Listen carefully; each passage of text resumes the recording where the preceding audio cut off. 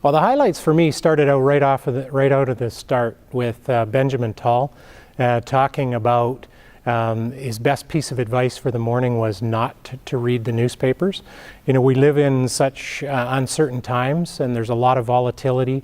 And if you've picked up the current magazine, the Maclean's magazine, there's now a fear-mongering about foreign investment on the front page of the magazine. But the reality is, what he said is that we're in times that are logical. That if there really is a story behind the story, so whether it's oil prices being where they are today, or whether it's interest rates being where they are today, and the fact that they'll remain low, and I think that we're just in for a longer period of the same, but it's going to be, it will remain volatile, so that there, as I say, there is a logic to that volatility.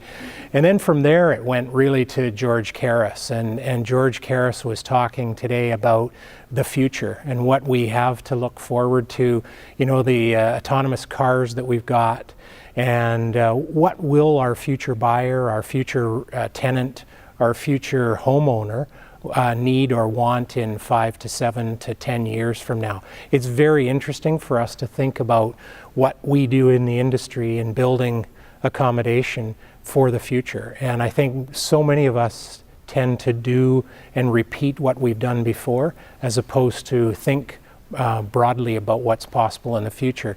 And that tied in together with a conversation we had on the closing panel from Will, from the chairman, CEO of Waterfront Toronto, where we're talking about sustainability, and as an industry, our responsibility to look at climate change and what we can do. And unfortunately, we tend in our industry to be reactive to government policy change, as opposed to really thinking about what we must do to get ahead of this. So certainly climate change is going to be a critical factor for us as we look forward for the next 10 or 20 years.